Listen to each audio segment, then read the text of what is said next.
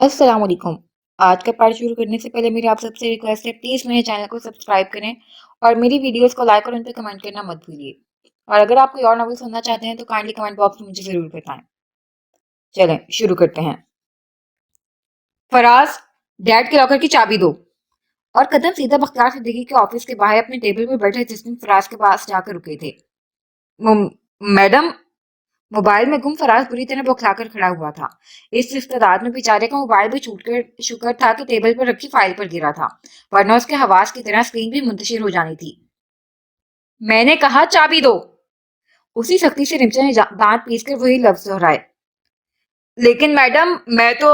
अभी हवास भागता फराज जलाली मैडम के मुकाबले हवास जगजा करने में हलकान था कि एन पश्त से आवाज उभरी। क्यों बेचारे गरीब को हरासा कर रही हो? जो चीज तुम्हें हरासा कर रही है वो मेरे पास है। तो मुस्कुराना आवाज पर रिमशा सख्त भरमी लिए मुड़ी तो असमत यार हाथ में पेपर्स लहरा रहा था, जो बिलाशुबा तलाक के पेपर्स थे। लहजे भर के लिए रिमशा का दिल डूबा था।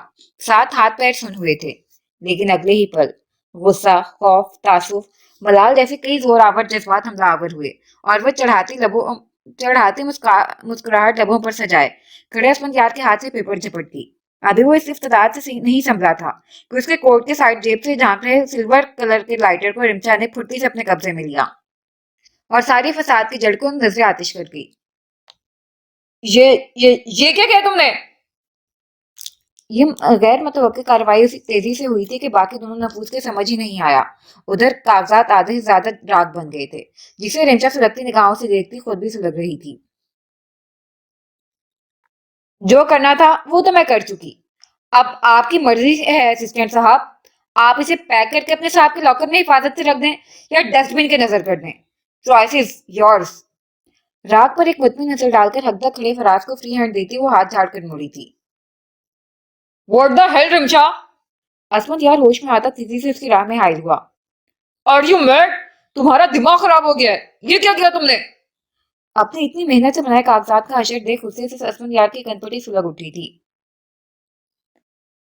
हमारी बिल्डिंग के बिल्कुल ऑपोजिट आई स्पेशलिस्ट हैं, वो तुम्हें बता देंगे इतनी नजदीकी नजर कमजोर होने पर क्या करना है। वो राह की तरफ इशारा करती रसानियत से बोली।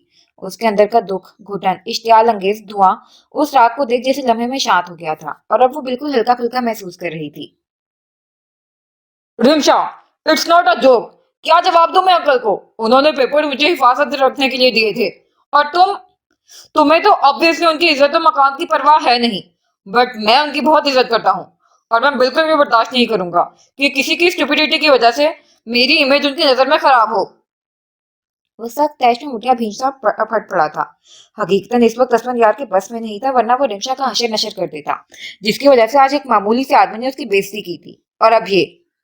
इसके बरक्स रिमशा माथे पर एक मामूली सी लेकर लकीर तक नमूदार किए बगैर तहामुल से उसका तमतमाता चेहरा देख रही थी। रिमशा, ये तुमने बिल्कुल अच्छा नहीं किया। अंकल ने खुद ये पेपर्स बनवाए थे। इन्हें जलाकर तुमने उनकी इंसल्ट की है, जो बहुत ज्यादा है। पहले ही तुम काफी उनकी इज्जत पर कीचड़ उछाल चुकी हो। वो धमकाने के अंदाज में घुराया। पहली बात, मेरे और मेरे डैड के दरमियान में बोलने का किसी तीसरे को मैंने कोई हक नहीं दिया, ख्वाह वो मेरे डैड का कितना ही बड़ा चमचा क्यों ना हो। उसकी धमकी पर रिमशा की तेवरी चढ़ी, जिस पर फराज ने ताज्जुब से सर हिलाया। अच्छा खासा वो जा रही थी। भीड़ों के छत्ते में शौकिया हाथ डाला था। उसने अब धुलाई तय थी। वो ना महसूस अंदाज में खिसक गया। दूसरी बात, एहतराम और चापलूसी के दरमियान बस एक बारीक सी लकीर का फर्क होता है, जो अफसोस के साथ तुमने कभी महसूस करने की जरूरत ही महसूस नहीं की। और इतना ही क्यों, अगर वो फर्क लकीर की जगह दीवार का होता तो आई बेट असलन यार, तुम अपने मफाद के लिए वो दीवार को मुनहदिम कर चापलूसी का रिकॉर्ड ब्रेक करते। रिमशा तुम। तीसरी बात। तिल मिलाकर असलन यार ने लब वार किए ही थे कि वो हाथ उठाकर रुक गई। रिश्ते कागज की तरह हल्के और बेजर नहीं होते, जो वक्ती नफरत, पसपर्दा, नाराजगी की मामूली सी आग में जलकर राख हो जाएं और जरा सी बेतवज्जगी बरतने पर यूं हवा में तहलील हो जाएं, जैसे उसका कोई वजूद ही नहीं था। उड़ते राग को चुटकी में भरती वो मजबूती से बोली। रिश्ते खरे सोने के मानित होते हैं असफंदियार, कीमती और मजबूत, जो छोटे मोटी नाचाकियों और रंजीदगियों से गुजरकर एक खूबसूरत जेवर बनते हैं, जिसे लोग शान से अपने तन की जीनत बनाते हैं। और देखना, मुनाफकों मफाद परस्तों की घटिया साजिशें धरी की धरी रह जाएंगी और बख्तियार सिद्दीकी अपनी जिंदगी की सबसे खूबसूरत रिश्ते को जेवर की तरह पूरी दुनिया के सामने गले से लगाकर तारुफ करवाएंगे। सो वक्त बाकी है, बाज आ जाओ, अदाले के तहत नहीं तो हफ्जे मातकदम के तहत। पूरी यकीन अंदाज में बात समेटकर चुटकी की राख उसके पहलू से हाथ उठाकर रतीली पर रखती मतवाजन चाल चलती हुई वो आगे बढ़ गई थी। अजाला माय फुट। उसके रूम में गायब होते उसने नफरत से हाथ झटका था। तुम्हारे इस राख आग फलसफे को तुम्हें जल्द तुम्हें समझाऊंगा, बल्कि तुम दोनों को मजाक समझ लिया है। दोनों ने इसको, एक को चेक जला दिया, उसने मेरे पेपर जला दिए। राग को जूतों तले मसलते हुए उसका दिमाग तेजी से काम कर रहा था। गो के वो मंसूबा बहुत पहले तरतीब दे चुका था, लेकिन बख्तियार सिद्दीकी के डाइवोर्स वाली बात के लिए रुक गया था, जिसका कुछ ना हो सका। अब वो अपनी कमीनगी खुलकर दिखाने से खुद को बाज नहीं रख सकता था। अब अगला सीन। उसने डाइवोर्स पेपर जला दिए थे, वो भी डैडी के सबसे बड़े चमचे के सामने, और हैरत अंगेज तौर पर डैडी की तरफ से कोई रिस्पॉन्स नहीं आया था, जबकि उसे कभी यह काम था कि पेशी के ऑर्डर्स आएंगे, जिसके लिए उसने खुद को तैयार कर लिया था। लेकिन दूसरी तरफ खामोशी थी, जो फिल वक्त रिमशा के लिए इत्मीनान बख्श थी। लेकिन आशिर की गैर मामूली खामोशी और बेगानगी उसके लिए तशवीश का सबब बनी हुई थी। गो के पहले भी वो कोई मोहतरम गब्बर सिंह के नजरे उल्तफात के हसार में नहीं रहती थी, लेकिन उस दिन ऑफिस के बाद से आशिर के रवैये में वाज़ेह तब्दीली आई थी। निगाहे उल्फत तो दूर, मोहतरम अचटती नजर भी साजो नादिर ही डालते थे, और दोनों ससुर दामाद की गैर मामूली खामोशी के बीच रिमशा सैंडविच बनी हुई थी। वाकई उसे दो महाज लड़ना थे, लेकिन महाज का ये खामोश जंग उसकी उलझन दो चंद किए हुए था।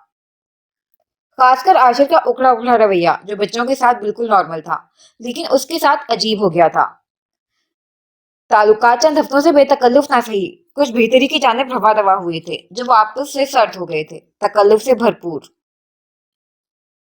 अब अगला सीन। बहुत माजरत भाभी, मैं आरू को यहाँ छोड़कर जा रही हूँ, लेकिन आप तो जानती हैं तरह तरह की बीमारियां फैली हुई हैं अस्पताल में। ऐसे बच्चों को लेकर जाना मुनासिब नहीं लगता, वरना बाखुदा मैं आरू को अपने साथ ले जाती। शर्मिंदा शर्मिंदा सी सबा एक बार फिर वजाहतन गोया हुई। भाभी प्लीज, आप माजरत करके मुझे शर्मिंदा कर रही हैं। मैं तो खुद बच्चों को ऑफिस लाना चाहती हूँ, आखिर हक है उनका वहां की एक एक चीज पर। रिमशा पूरे ऑफिस का घूम घूम के स्टाफ से जायजा ले रही आरू को देखकर बोली। सबा की वालदा की तबीयत अचानक खराब हो गई थी, और अस्पताल में सिवाय इसके छोटे भाई के कोई हा नहीं, और नए बॉस के आज ऑफिस में ऑफिशियली पोस्ट लेने की वजह से सुफियान भी ऑफिस में मसरूफ था। तभी परेशान सबा रिमशा को सूरत हाल बताकर आरू को उसके पास छोड़ने आई थी, ताकि वो हॉस्पिटल जा सके। साथ ही वो बच्ची के ऑफिस छोड़ने पर शर्मिंदा भी हो रही थी। जी, फिर भी आपको आदत नहीं है ना? यकीन करें, पहले मैंने कॉल की थी आशिफ भाई और सुफियान दोनों को। भाई तो बहुत मसरूफ थे, उन्होंने कॉल ही नहीं ली। सुफियान ने मुश्किल से कॉल रिसीव किया तो मसरूफ हूँ सर को जाने की फुर्सत नहीं है कहकर बात सुने बगैर ही कॉल रख दी। ऐसे में अगर मैं आरू को वहां लेकर जाती तो अच्छा नहीं होता, जबकि सुफियान रात ही बता चुके हैं कि आज उनके ऑफिस में ग्रैंड एजाजी इवेंट है। सबब फिर वजाहत देने लगी तो रिमशा ने उसे घूर कर चुप कराया। प्लीज आप ऐसे वजाहत नहीं दे, मुझे अजीब महसूस हो रहा है। हॉस्पिटल लेकर जाना तो मॉमी को भी ठीक नहीं। अगर ये मेरे पास रहते तो मैं इन्हें भी रख लेती। आए मोमिन। रिमशा ने पुरुमीद अंदाज में हाथ आगे किए, लेकिन मोमिन साहब का जवाब मायूस कर रहा। अच्छा तो अभी आप जाएं, मैंने ड्राइवर को कॉल कर दिया है, आंटी को मेरी तरफ से खैरियत पूछिएगा। रिमशा सबा को लिए दरवाजे की तरफ बढ़ी। ड्राइवर की क्या जरूरत थी? बिल्कुल जरूरत थी। भला हमारे मगरूर शहजादे अपनी गाड़ी ड्राइवर होते हैं, क्यों कर टैक्सी वालों को लिफ्ट कराते, जो अपनी बड़ी मम्मा को लिफ्ट नहीं करवा रहे, अपने बड़े पापा की तरह। मोमिन के फूले गाल छूती वो मुंह फुलाकर मसनूई शिकायती अंदाज में बोली तो सबा बेसाख्ता हंस दी। एक दिन ऐसा आएगा जब इनके बड़े पापा का वक्त नहीं कटेगा, इनकी बड़ी मम्मा के बगैर। ऑफिस से निकलते सबा ने पेशन गोई की। आ ही ना जाए वो दिन। सुनसान राहदारी से गुजरते लिफ्ट की तरफ पेशकदमी करते रिमशा बड़बड़ाई। अनकरीब आ जाएगा, उधर के आसार तो काफी नुमाया है ना। लिफ्ट के आगे रुककर सुफियान के अंदाज में आंख दबाती सबा मानी खेदी से बोली तो रिमशा झींप गई। अच्छा प्रिंसेस, मुमानी जा रही हैं, आपने मम्मा को बिल्कुल परेशान नहीं करना है। लिफ्ट में दाखिल होते सबा आरू का गाल थपथपाती बोली तो फर्मा बरदार आरू साहिबा की दो पोनियों ने भी फर्मा बरदारी का सबूत दिया। अलबत्ता मोटी मोटी आंखें इश्तियाक से चारों जानिब सीसीटीवी कैमरे की तरह घूम रही थी। और भाभी भाभी ठीक 1.5 घंटे बाद मान के स्कूल की छुट्टी होगी। बंद होते लिफ्ट से सबा की फिक्रमंद सी आवाज उभरी तो रिमशा नफी में सिर हिलाते मुस्कुरा दी। सुफियान ही नहीं, सबा भी उनके लिए बहुत कुछ करती थी। पूरा दिन आरू को संभालना, फिर मान को स्कूल से लाना, कपड़े वगैरह बदलवाना, आशिर के आने तक कुछ हल्का फुल्का खिलाना। रिमशा के आने के बाद चंद हफ्ते ये सब उसने किया था, लेकिन फिर हालात ऐसे हुए कि वक्त ही नहीं मिल रहा था। अगर हमारी प्रिंसेस का जायजा मुकम्मल हो गया है तो हम ऑफिस में चले वापस। वो घूमकर बटन की तरह आंखें घुमा रही आरू के करीब झुकी। मम्मा, पापा का ऑफिस तो ऐसा नहीं होता। वहां इतने सारे अंकल होते हैं जो आलू को हाय करते हैं, चॉकलेट्स भी देते हैं, और वहां चॉकलेट आइसक्रीम की शॉप भी होती है। सुनसान राहदारी, बंद दरवाजे, जी रू का नामो निशान ना देख। 15 मिनट की खोजबीन का निचोड़ में तफक्किर सा सवाल आया था। रिमशा मुस्कुरा दी।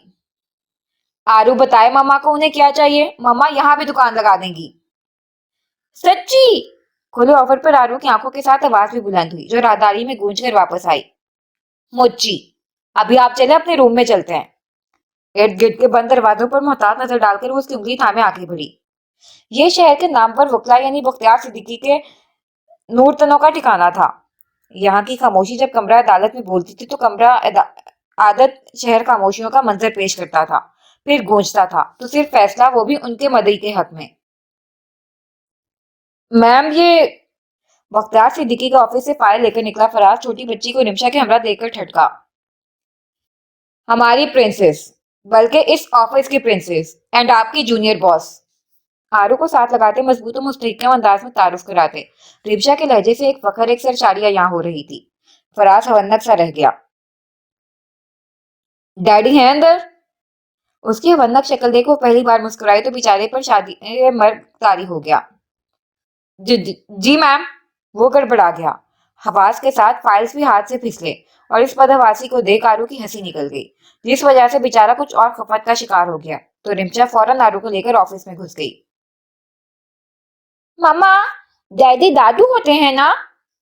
राहदारी अबूर कर ऑफिस में दाखिल होने तक आरू अपना दिमाग लड़ा चुकी थी। जी, हमारी आरू तो बहुत स्मार्ट बच्ची है। उसे लिए सोफी की तरफ बढ़े ही रिमशा दुरुस्त अंदाजे पर खुशगवार हैरत उसके मुकाबले घुटनों के बल बैठी। तो आयु दादू से मिल ले। तस्दीक होते ही वो चहकी। अभी नहीं, अभी मान भैया आ जाएं तो आरू जरूर मिल सकती है। आरू की तरह लबों पर उंगली रखकर वो सोचने के अंदाज में बोली। मम्मा, मान अब अय्या भी नहीं आएंगे, आरू दादू से मिल लेगी ना? आरू होंठ लटकाकर मन्नत भरे अंदाज में बोली। बिना देखे, बिना रिश्ते की नौयत जाने, फकत तारुफ के बिना पर इतनी सी बच्ची के अपने खून से ऐसी कशिश पर रिमशा का दिल मसरूर हुआ। जानू, मान अय्या नाराज हो जाएंगे ना? एक बार वो आ जाए तो हम साथ चलेंगे। जब तक आप यहाँ अपनी डॉल के साथ खेलें। मम्मा ने आइसक्रीम और चॉकलेट्स मंगाई हैं, वो एंजॉय करें। उसके फूले गाल से हिलाती वो पिचकारने के अंदाज में बोली। ये सुनहरा मौका तो वो किसी तौर पर हाथ से नहीं जाने देने वाली थी। सबा को फौरन आरू को यहाँ लाने की इजाजत भी उसने यही सोचकर दी थी। अब बस मान के आने का इंतजार था। देखना है डैडी, इस मासूमियत और अपने खून की कशिश के आगे आप कब तक पत्थर रह सकते हैं। नरूठे अंदाज में पोनी हिलाते हुए जाकर सोफे पर नशीद संभालती डॉल के साथ गुफ्तो शनीद में मसरूफ हो चुकी आरू पर मोहब्बत पास नजर डालकर वो खुद कलामी करती सरचार सी टेबल की तरफ बढ़ी, ताकि जल्द अज जल्द बकिया काम खत्म करे और एक खूबसूरत दिल मोह लेने वाला तारीखी मंजर से महसूस हो सके। फिर कुछ ही देर में आइसक्रीम, चॉकलेट्स, कुकीज और दीगर अल्लम कल्लम ऑफिस बॉय दे गया, तो वो सब इंजॉय करते हुए आरू अपने टेडी बियर से मुख्तलिफ खिलौने निकाल कर अपने डॉल के साथ मसरूफ हो गई और रिमशा फाइल से मगजमारी में जुट गई। और उधर कन अखियों से रिमशा की फाइल्स में गर्क होने की तस्दीक कर अपने मंसूबे के तहत मां से सबकत ले जाने के लिए दबे पांव बिल्ली फरार हो चुकी थी। अब अगला सीन। हाइड एंड सीक की आरू तो थी ही ऑल टाइम चैंपियन। बड़े आराम से रिमशा को चकमा देकर अब वो बाजू में डॉल दबाए फराज के टेबल के मुकाबले खड़ी उसे फाइल पर झुका देख रही थी। सात नजर उस दरवाजे पर भी थी, जहां दादू के होने के कभी इम्कानात थे, लेकिन तस्दीक किए बगैर जाना आरू जैसी जहीन फतीन परफेक्शन के कायल बच्ची के मिजाज के खिलाफ था। हतमनी फैसला करके उसने हौले से टेबल नॉक किया। जी सर, मैं तो ला ही रहा था। खबत हवास फराज हस्बे आदत हड़बड़ाकर खड़ा हुआ था, क्योंकि नॉक करने का अंदाज मुख्तियार सिद्दीकी का था। तो प्रिंसेस, आप? लेकिन मुकाबिल फूले गालों वाली बच्ची को संजीदा तासुराती खुद को घूरता देख वो हैरान हुआ। ये दादू का ऑफिस है। आंखों से दरवाजे की तरफ इशारा करती हुई तफसीर हुई तो उसके अंदाज पर फराज की आंखें हुजम से बाहर आईं, बिल्कुल बख्तियार सिद्दीकी के तेवरों से जो मुशाबहत रखते थे। अंकल, आयु ने पूछा, ये दादू का ऑफिस है? जवाब नदारत पाकर अब की टेबल बजाकर जरा तेज आवाज में सवाल हुआ। क, क, कौन दादू? वो बेचारा फिर बौखलाया। मम्मा के डैडी। तवक्कुफ से सोचकर उसने जवाब दिया तो हवनक फराज का सर बैल की तरह हाँ में हिला। वो ओके थैंक्स कहती पोनी हिलाकर आगे बढ़ गई। अरे, अरे, आप कहाँ जा रही हैं प्रिंसेस? वो हड़बड़ाकर दरवाजे की तरफ लिपका। दादू के पास। लेकिन आप वहां नहीं जा सकती। क्यों? क्योंकि क्योंकि सर असमन यार सर के साथ मीटिंग में बिजी हैं, वो गुस्सा हो जाएंगे। बच्ची के सवाल पर सवाल से फरार रुहासा हो गया था। सिद्दीकी खानदान की तीनों जनरेशन से उस मासूम की जान जाती थी। आरू की भी मीट मीटिंग है दादू से। बामुश्किल लफ्ज मीटिंग अदा करते हुए वो सूप से बोली तो फराज का मुंह खुला। लेकिन आप प्लीज डोर खोल दें। आलू ने अंदर जाना है वरना आलू मम्मा को बताएगी और आलू को जोर जोर से रोना भी आता है। गुजारिश और धमकी के अजब इम्तजाज से घबराया फराज मरे मरे अंदाज में जूनियर बॉस का हुक्म बजा लाया था। वैसे ही गुज़िश्ता चंद हफ्तों से मासूम के सितारे गर्दिश में थे। आए दिन रिमशा से तवाजा हो रही थी। अब उस junior Rimsha plus junior boss मतलब दो जनरेशन के खतरनाक प्रोडक्ट से बहस में उलझने की जुर्रत के नाम पर हिमाकत कर वो अपनी शामत नहीं पिलाना चाहता था। ये नाम भी दिल में उसने बच्ची की रिमशा से शक्लन और बख्तियार सिद्दीकी से मिजाजन मुशाबहत देखकर सोचा था। Thank you uncle. आरू ने अंदर दाखिल होने से कबल पलट के इखलाकियात निभाए तो मखदूश फरात मरे मरे अंदाज में सर हिला गया। बेचारे का हिसाब आगे कुआं पीछे खाई वाला था फिलहाल। अब अगला सीन। आप बेफिक्र हैं अंकल, मैं काम वक्त पर कर दूंगा। बख्तियार सिद्दीकी के हाथ फाइल लेता वो यकीन दहानी कराता हुआ खड़ा हुआ तो मैं सर हिलाने पर इत्तेफाक कर आंखें मूंद कर रिलैक्स पोजीशन में जाते कुर्सी का रुख मोड़ गए। आदत के मुताबिक अब वो 5 मिनट इसी तरह रहने वाले थे। आसमान यार दरवाजे की सिमत बढ़ा। अभी वो दरवाजे से चंद कदम दूर ही था कि दरवाजा खुद ब खुद खुला और फराज की रूहानी शक्ल नजर आई। लेकिन उसकी आंखों का हुजम दाएं हाथ में डॉल ली पूरे एतमाद अंदाज में दाखिल हो रही बच्ची को देखकर फैला। बच्ची ने पलटकर फराज को कुछ कहा और इर्द गिर्द से बेनियाज मुश्ताक नजर घुमाती उसी की तरफ चली आई। Oh shit! दिमाग में धमाका होने पर असमन यार तेजी से बच्ची की तरफ लिपका था। आप यहाँ कैसे आई लिटिल गर्ल? पलट कर बख्तियार सिद्दीकी की रोलिंग चेयर की पश्त पर मोहतात नजर डालता वो कुछ इस अंदाज में बच्ची के मुकाबिल खड़ा हुआ कि बच्ची बिल्कुल चुप गई। मां नैया के रिमोट वाले चौपल से। हाथ से रिमोट का इशारा करती हुई चिढ़कर बोली। उसका चिढ़ना बनता भी था। मतलब वो नन्ही जान अपने दादू से मुलाकात के लिए निकली थी और खतरनाक मिशन पर जहां एक के बाद दीगरे हर्डल से उसे निबरदाश्त होना पड़ रहा था। पहले रिमशा को चकमा दिया, फिर कप्तान हवास फराज को धमकी दी और अब ये अंकल राह में दीवारें चीन बनकर खड़े हो गए थे। वो नाजुक जान एक दादू से मिलने के लिए आखिर कितनी जिदोजहद करे। जी। पिद्दी सी जान से इस बर्जिस्तगी की उम्मीद न रखते असलम यार चंद साल ठहर कर भी जी ही बोलने के काबिल रहा था।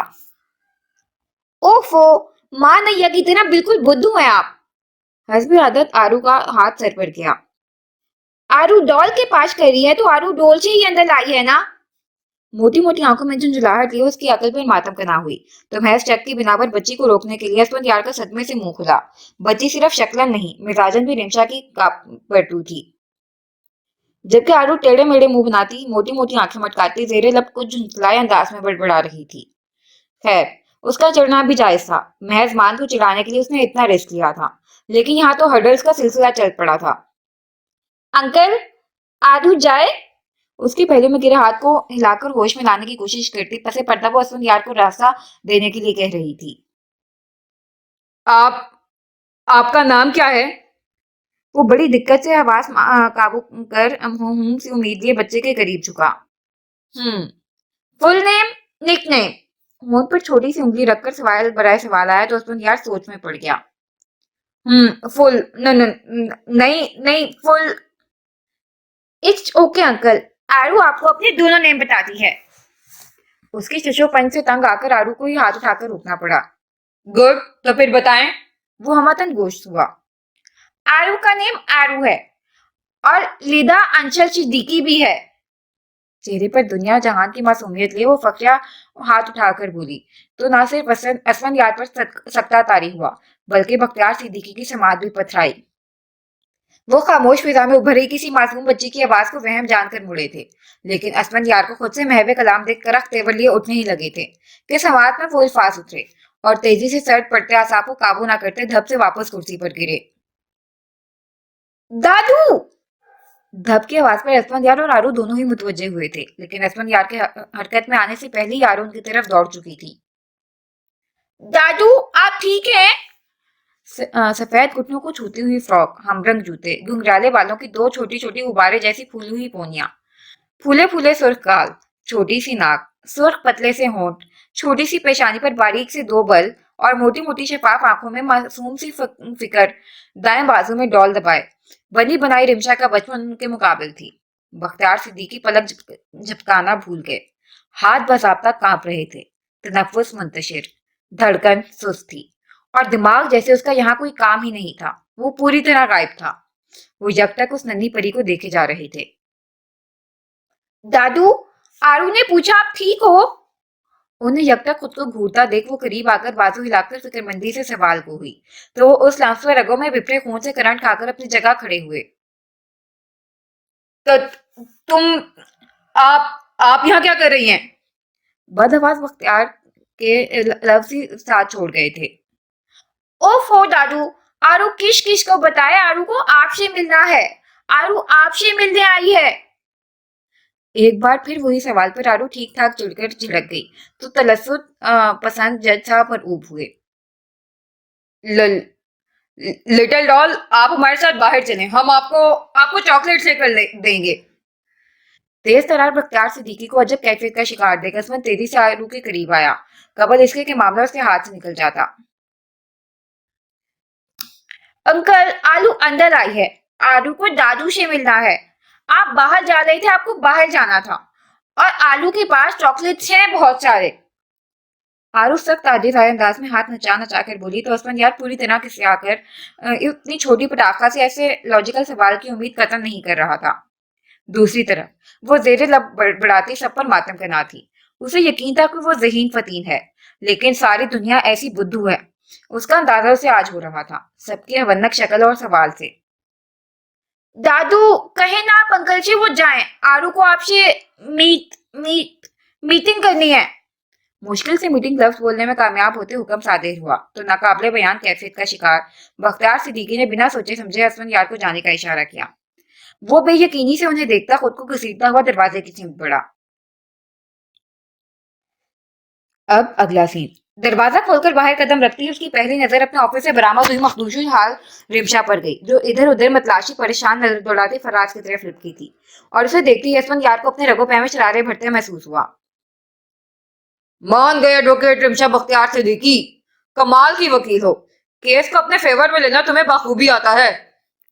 हाथ उठाकर वो तो मस्कराना ताली बजाता अंगारे चबाता उसके करीब हुआ। इस वक्त मैं बहुत परेशान हूं, तुम मुझसे ना उलझो, इसी में तुम्हारी आफियत है एडवोकेट असवंत यार। वो सख्त भरम तासुरात ये वार्न करने के अंदाज में बोली तो असवंत यार का इस्तेजाइया कहका पूरी राहदारी में गूंजा था, जो सख्त गिरा गुजरने के बावजूद वो लब भींच के फराज की तरफ मुतवज्जे हो गई। फराज, तुम बताओ, तुमने बच्ची को रूम से निकलते या इधर उधर जाते देखा या नहीं? Tell me first, damn it. मम, वो बच्ची तो अदाकारी अच्छी कर लेती हो। वैसे तुम वकील बेकार ही बनी, इंडस्ट्री में ज्यादा तरक्की मिलती। Oh just shut up you loser. उसके फिर मुदाखले पर वो भड़क उठी थी। आरू को रूम से गायब देख उसका दिल खदशात से बंद पड़ रहा था और उस मनहूस लंगूर को डायलॉग बाजी की पड़ी हुई थी। यू शट अप, वो उसे तेज आवाज में धाड़ा। एक तरफ इमोशनल गेम्स खेल रही हो, दूसरी तरफ अदाकारी भी कर रही हो। Bravo advocate Rimsha, excellent. एहसास शिकस्त से जैसे उसका तन मन जल रहा था। हो गई बकवास?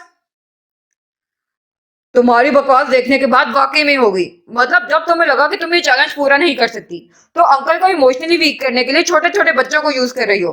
लाइक सीरियसली, ये है तुम्हारी अचीवमेंट्स एडवोकेट?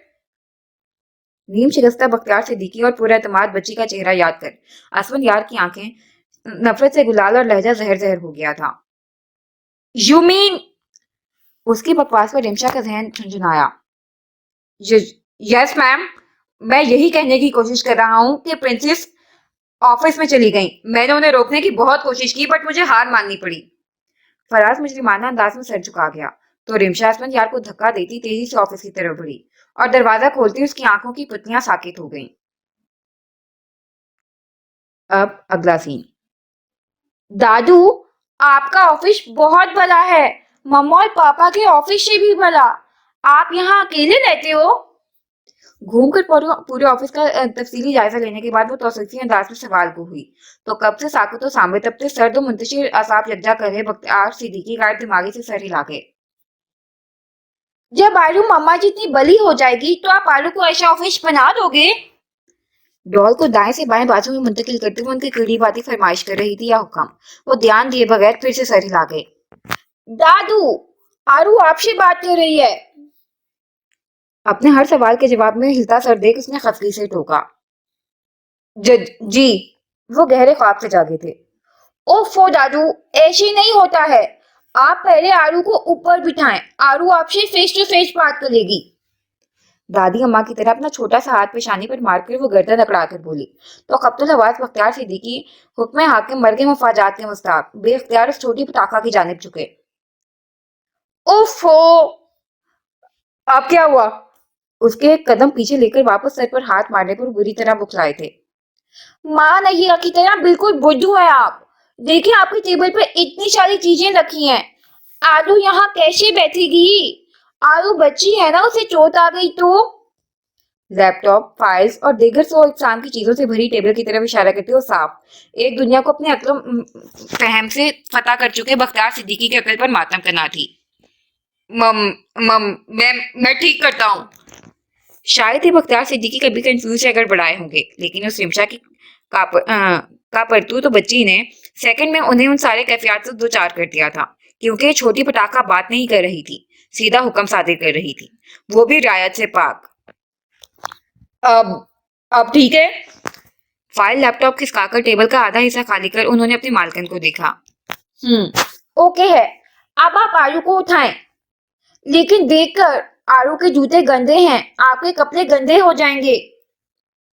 दोनों हाथ ऊपर करके जूतों की तरफ इशारा करते हुए समझदारी से बोली तो बख्तियार सिद्दीकी सर हिला गए। हलक तर करके निहायत एहतियात से झुककर फूल सी बच्ची को बाजू में भरकर टेबल पर बिठाते उनकी पहले से अबतर हालत कुछ और बोझल हुई थी। पत्थर दिल गुदास होकर डूबा, तनफ्फुर और मुतकब्बिर दिमाग सुन हुआ, यकायकी पूरा जिस्म ढीला पड़ा, साथ आरू पर गिरफ्त कमजोर हुई और कबल इसके वो छूटकर नीचे गिरती सेकंड के हजारवें हिस्से में उसे अपने सीने में भींचकर महफूज करते। दूसरे हाथ से उन्होंने टेबल को थामा था। आप आप आप ठीक है ना आप दादू? एहतियात से उसे टेबल पर बिठाकर बदहवासी में आरू का चेहरा और हाथ छूते उनकी आवाज ही नहीं दिल भी कांप रहा था। आरू ठीक है, आप ठीक हैं? संभल कर बैठते पसीने में तितर बितर मुतहविश बख्तियार सिद्दीकी को देखती आरू मुतफक्किर हुई। आप भी बैठ जाएं। उन्हें तेज से सांस पड़ता देख आरू ने उन्हें भी सामने बैठने का इशारा किया जिस पर वो लब खींचकर नफी में सर हिलाते दाएं हाथ से अरकलूद पेशानी मसलते हुए कांपती कवि अंगुलियों में बाल जगड़कर सख्ती से आंखें मीच गए जबकि बाएं हाथ का पंजा सख्ती से टेबल पर गड़ा था।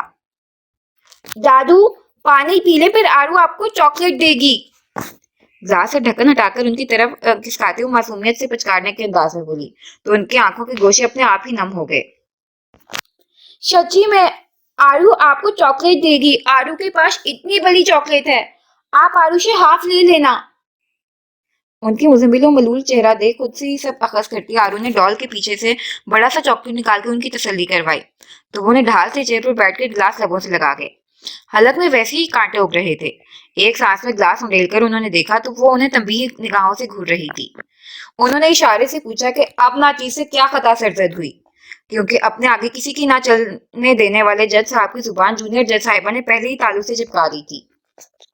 मापा कहते हैं ऐसे पानी नहीं पीते, छूका लग जाता है, लेकिन आपके आइज में देखा पानी आ गया ना?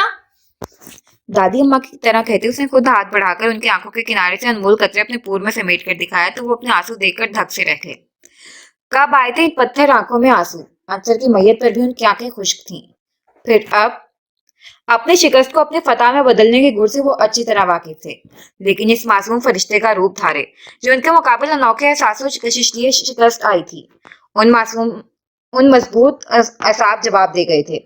उनका ऐसा मासूम दिल मोह लेने वाला हथियार से पाला पहले कभी नहीं पड़ा था। तभी वो अपने दिफा में बुरी तरह नाकामयाब ठहरे थे। अनोखा मगर मजबूत हवाला उनके तसल्लुत पसंद शख्सियत पर तसल्लुत जमा रहा था। मासूम मगर हुक्मिया तर्ज तकल्लुम उनकी हाकम तरबत दिमाग को चारों शाने चट कर चुका था। मन मोहना मुखड़ा तनफुर और तकब्बुर की आमाज का आंखों में हसरतों का तूफान बरपा कर उन्हें कमजोर कर रहा था।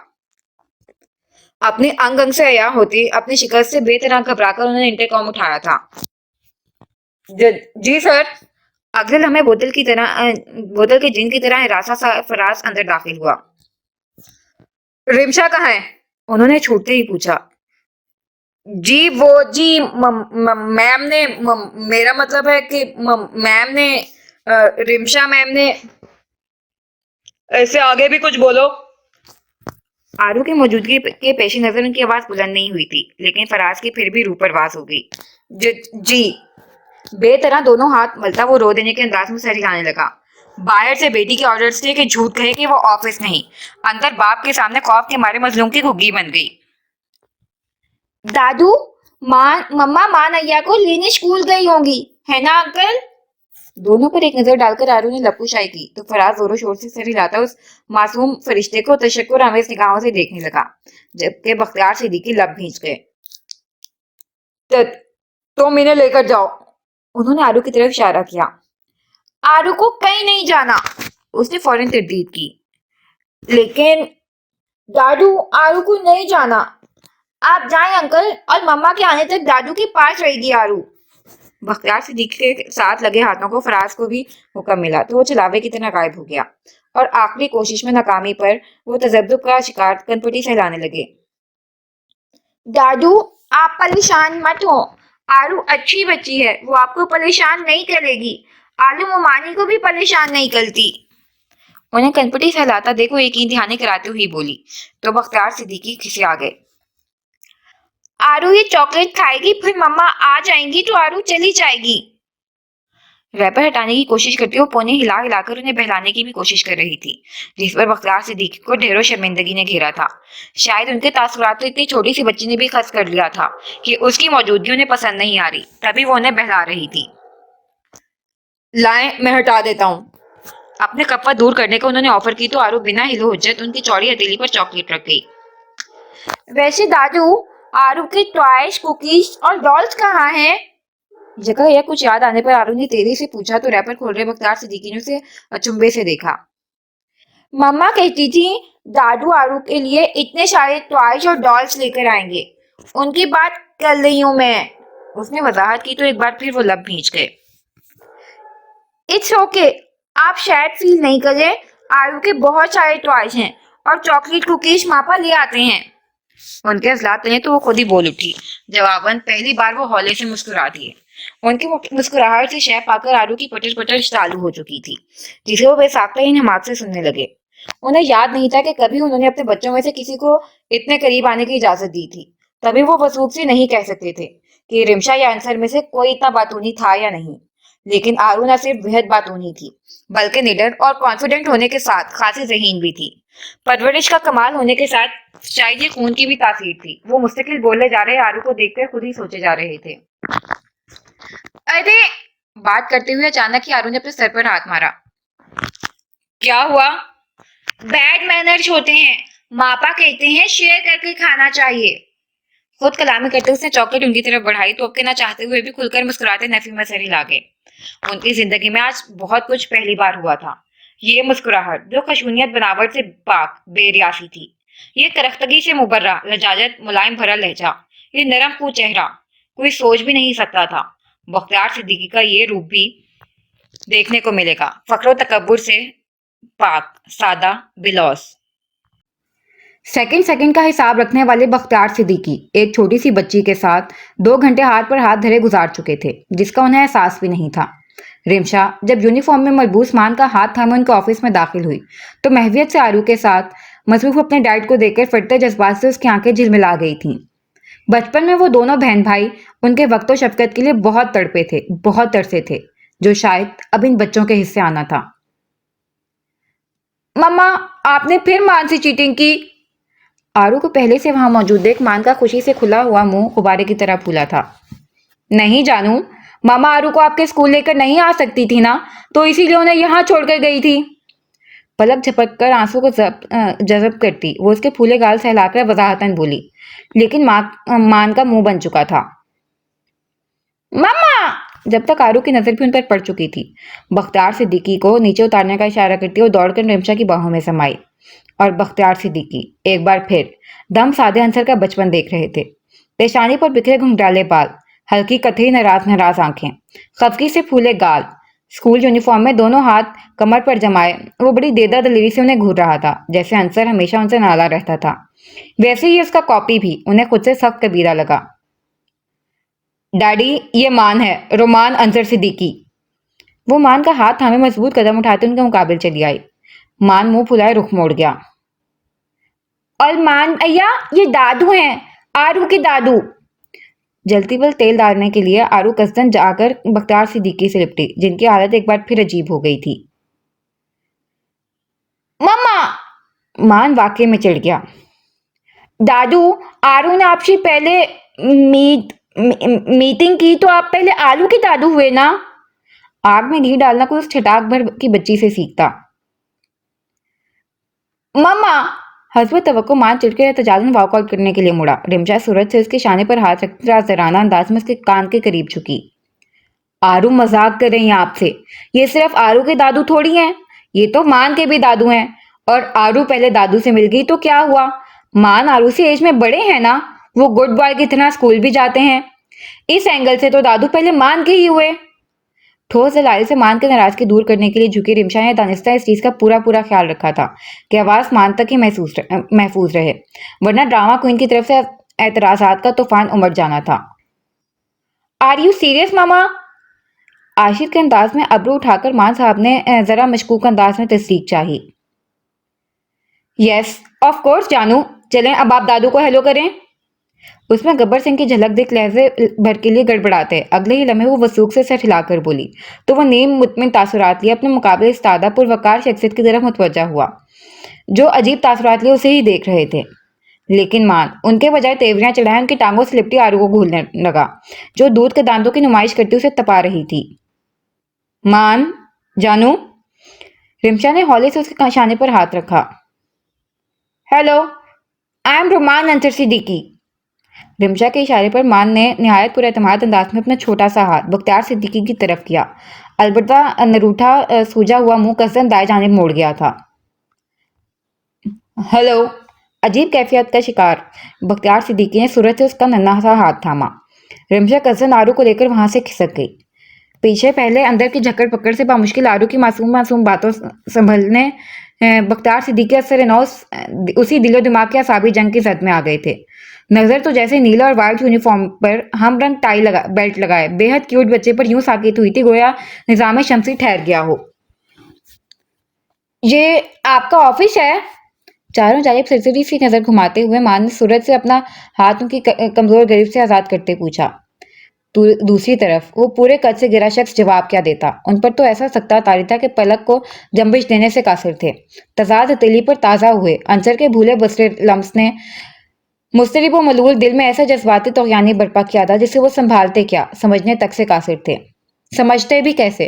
अपनी खुद पसंदी और मादा परवर तबीयत के बायस अपनी सगी औलाद से दिलो जज्बाती वाबस्तगी महसूस ना करने वाले बख्तियार सिद्दीकी आज उन बच्चों के लिए एक शिकस्ता हालत हो रहे थे, जिनके वजूद से ही सिरे से वो मुनकिर थे।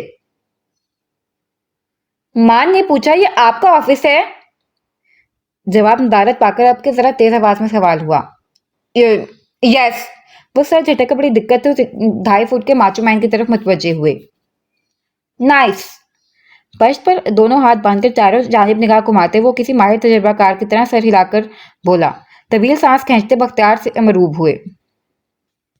ये पूरी बिल्डिंग आप ही की है ना? ग्लास वॉल के करीब जाकर जरा सा पर्दा हटाकर नीचे झांकते मान ने ताइदी नजरों से उन्हें मुड़कर देखा, तो उसके मौद्रिब अंदाज पर बख्तियार सिद्दीकी की दिलचस्पी बढ़ी।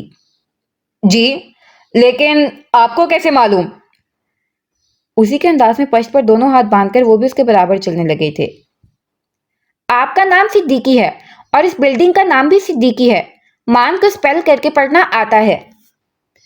वो जरा सा उनकी जानिब गर्दन मोड़कर फखरिया बोला तो वो मुतासिर हुए बगैर ना रह सके। अच्छा, और क्या जानते हैं आप? चंद मिनट गंभीर खामोशी के नजर हुए तो उनकी संजीदा मुतजस्सिस आवाज गूंजी। यही, मामा कहती हैं आप मान के दादू होते हैं और ग्रैंडफादर मीन्स मान के डैडी, बट मान को आप पर डाउट है। वो जमा जमा कर कदम उठाता साफ गोई से बोला तो बख्तियार सिद्दीकी के कदम रुके। डाउट? उसकी छोटी पश्त देखकर उन्होंने सवालिया अंदाज अपनाया। यस। उसका छोटा सा सर जोर से हिला। देखें। वो मजबूत कदम उठाता है उनके मुकाबिल खड़ा हुआ, सर उठाकर उनकी आंखों को देखता गोया हुआ। मान ने ना अपने डैडी को देखा है ना आपको। मापा कहते हैं मान के डैडी हेवन में होते हैं, इसीलिए मान सिर्फ उन्हें फोटोज में देख और प्यार कर सकता है, उनकी ब्लेसिंग्स ले सकता है। इसीलिए मापा ने मान के मम्मी डैडी का फोटो मान के बेड साइड पर रखा है। लेकिन वहां आपका फोटो फ्रेम नहीं है और ना ही मापा ने मान को आपके बारे में कभी बताया। दैट्स मीन आप हेवन में नहीं होते थे। तो फिर आप कहाँ होते थे? कदों उम्र में अपने से कई गुना छोटे बच्चे की समझदारी और वफादारी के मुकाबिल अपने फहमो फरासत और तजर्बे से एक आलम को लाजवाब कर चुके बख्तियार सिद्दीकी लाजवाब हो गए थे। पश्त पर बंधे हाथ, मजबूत हाथ, बेजान होकर अपने आप ही पहलुओं में झूल गए। और मेरे फ्रेंड कमर के ग्रैंडफादर उनके साथ होते हैं। वो उसे स्कूल ड्रॉप करने भी आते हैं। संडे वाले रोज उसके साथ क्रिकेट भी खेलते हैं। लेकिन आप तो हमारे साथ नहीं होते। और मम्मा ने तो ये भी कहा कि आप यहाँ वाले दादू हैं। फिर आप माँ से इतना लेट क्यों मिल रहे हैं? वसीम मुर्दा बख्तियार सिद्दीकी के ऐन मुकाबिल सादा व मासूमियत में जिस संजीदगी की आमेजिश लिए उनसे अपने जवाब चाह रहा था, उसकी आंखों के एतमाद से कदामत पसंद बेहिसो संगदिल बख्तियार सिद्दीकी के न सिर्फ लब मुकफल हुए थे, बल्कि वो पसीने में शराबूर हो गए थे। It's okay. मान बड़ा बच्चा है, वो अंडरस्टैंड कर सकता है। आप भी मामा की तरह लॉयर बनने गए थे। उनके आलूद फराख पेशानी और पथराई नजरों को देख वो खुद ही बोला तो बख्तियार सिद्दीकी को अपना आप अता गहराइयों में घिरता हुआ महसूस हुआ। जबकि मान पॉकेट में दोनों छोटे छोटे हाथ अड़सकर ऑफिस की दूसरी जानिब का जायजा लेने लगा था। बख्तियार सिद्दीकी वहीं साकित तो सामित खड़े हसरत भरी निगाहों से उसे देखने लगे। आरू की तरह मान का चेहरा भी बिल्कुल मासूम था, लेकिन उसके लहजे और अल्फाज में जो संजीदगी और ठहराव था वो उनकी रूह को झंझोड़ गया था। फिर कितनी ही देर तक वो घूम घूम कर ऑफिस का जायजा लेता, कोई ना कोई तबसरा देता रहा था और वो वहीं इस तादा उसकी एक एक हरकत देखते रहे थे। इसके बाद रिमशा आरू को ले आई थी। कुछ देर उसकी पटर पटर जारी रही, फिर रिमशा दोनों को लेकर जाने के लिए खड़ी हो गई। आरू तो जाते हुए पूरे हक से उनके गले लगकर उनके गाल पर प्यार करती, उनके शिकस्ता हाल वजूद को कुछ और मुजम्मिल कर गई, जबकि मान ने बड़े महज़ब अंदाज में हाथ मिलाने पर इत्तफा किया था। मान उन्हें शक्लन ही नहीं मिजाजन भी बना बनाया अंसर लगा था। अंसर भी हमेशा उनसे कतराया कतराया नाला रहता था। उन्हें नहीं याद कभी अंसर ने बिला जरूरत उन्हें मुखातिब किया हो, बल्कि अशद जरूरत पड़ने पर भी अंसर चंद लफ्जों में अपना मुद्दा बयान कर उनके सामने से हट जाता था।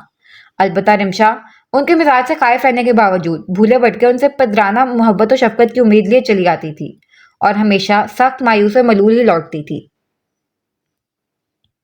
अब अगला सीन। मेरे इल्म में लाए बगैर घर में किस ग्रैंड इवेंट की तैयारी जारी हो सारी है? कल ऑफिस में जी भरकर थका आशिर आज इतवार होने के बाद खिलाफ तबीयत लेट उठा था और बाहर से बुलंद होती शोरो कुल की आवाज पर रूम से बरामद हुआ तो बड़े हॉल का हंगामा खेज नजारा देख भुंचका के रह गया था। आपा बमा मुख्तसर खानदान तशरीफ फरमा थी। नौशाद भाई, सुफियान, मान, आरू, समन और नवाल एक जानिब बैठे चेहरे पर गंभीर संजीदगी तारीख किए गालिबन मुल्क का सालाना बजट डिस्कस कर रहे थे, जिसमें सुफियान का 1.5 साल इजाद यानी पेम्पर पहने मोमिन साहब बजट मिनिस्टर थे, क्योंकि उनके तासुरात ज्यादा संजीदा थे। जबकि रिमशा आपा और सबा एक जानिब मटर छीलते हुए किसी खूबसूरत मौजू पर तबादला ख्याल कर रही थी। खूबसूरत इसलिए कि तीनों के चेहरे की खुशी सूरज की रोशनी को मात दे रही थी। तीखे चतूनों से तमाम हाजिरीन ने महफिल पर एक तफसीली नजर घुमाकर बासपुर्स का इरादा फिल वक्त के लिए मुलतवी कर वो वहीं से वापस मुड़कर अपना हुलिया काबिल कबूल बनाने के वापस जा रहा था कि सुफियान की तेज नजरों की जद में आ गया। तभी तड़कता भड़कता शेर बावाजे बुलंद समात को सैराब करता रहा सा मूड खराब कर गया। अभी ढूंढ ही रही थी तुम्हें ये नजर हमारी। कि तुम आ गए अचानक। बड़ी उम्र है तुम्हारी।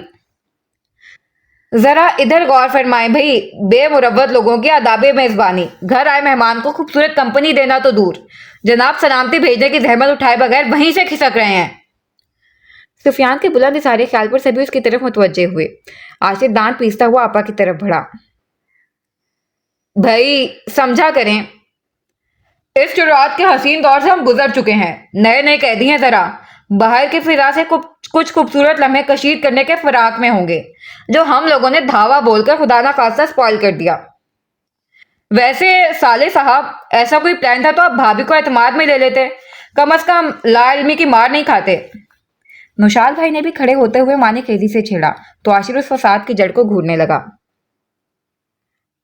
अच्छा, नहीं तंग करें मेरे भाई को। आपा फौरन भाई की हिमायत में खड़ी हुई।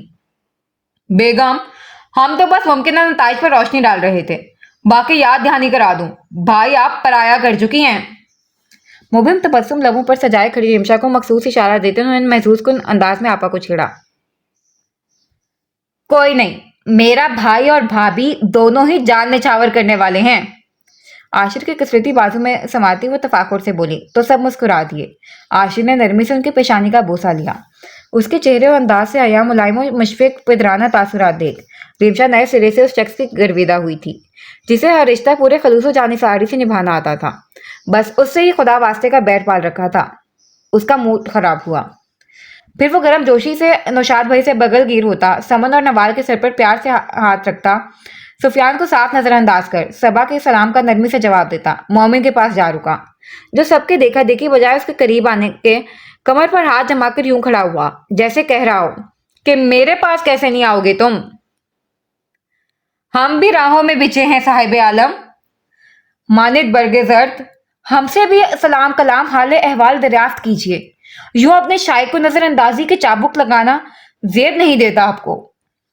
मोमिन से मिलकर वो 2 कदम के फासले से कट मारकर आपा के पास जा खड़ा हुआ तो सुफियान दुख से बिलबिला उठा, जिस पर रिमशा समेत सबकी दबी दबी हंसी निकली थी। मेरा इतने भी बुरे दिन नहीं आए। पूरा हफ्ता ऑफिस में तुझे डबल शिफ्ट की तरह झील कर इतवार वाले दिन भी तेरे दर्शन से दिन गारत करूं। वैसे गारत से याद आया, सुबह ही सुबह वारदात किस खुशी में हुए हो?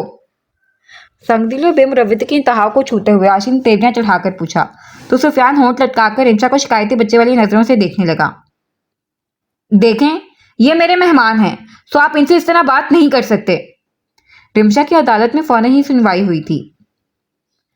संभल कर आशिर बाबू, ऐसी वैसी वकील दिफा नहीं है मेरी, बड़ी खतरनाक वकील है। सुफियान कॉलर उठाकर एक अदा से बोला। फिलहाल आप अपनी इजाजत को संभालें सुफियान बाबू, सारा हफ्ता बेचारी भाभी ही संभालती हैं। आशिर ने मोमिन की तरफ इशारा किया जो सबा को परेशान कर रहा था, और यही उसकी गलती साबित हुई थी। जितना तूने मेरी 1.5 साल इजाजत के लिए मुझे ताना दिया है ना, अब तो मुझे यकीन हो चला है कि मुल्क की बढ़ती आबादी में सारा कंट्रीब्यूशन मेरा ही है। सो आज इन तमाम मोजिज हस्तियों के रूबरू मैं सुफियान सईद बकाए में होशो हवास, मैं अपनी गद्दी तुझे सौंप रहा हूँ। जा आशिर हसन, जा बना ले अपनी क्रिकेट टीम। और हाँ, एक खतरनाक वकील और एक अपना सड़ा हुआ शनाख्ती कार्ड अलग से मुतारिफ करवाना।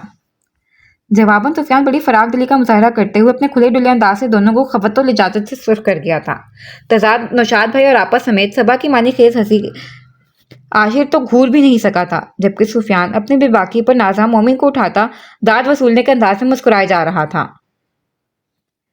भाई बैठ भी जाए अब। आखिर नौशाद भाई को ही मजलूमों पर रहम आया तो वो मौजू बदलने को बोले। आशिर भी बासी मुंह दर्शन देने के बाद वहां से खिसकने का इरादा तर्क कर आपा के साइड सोफे पर जगह बनाकर टिक गया। फिर आपा, आपकी मेजबान साहिबा ने क्या स्पेशल खिलाया पिलाया? मतलब मेहमानदारी की शुरुआत तो हो चुकी होगी। मैं ही खासा लेट हूँ, और लेट हूँ भी किस तरह ना कसदन मुझे इस गेट टुगेदर की नौयत से अनजान रखा गया है। सोफे की बैग पर बाजू फैलाता हुआ पूरे का पूरा आपा की तरफ घुमा तो पहला हमला कमजोर खिलाड़ी पर देख जहां उन लोगों के होश उड़े, वहीं आपा के हाथ के तोते कबूतर भी फुड़ हो गए।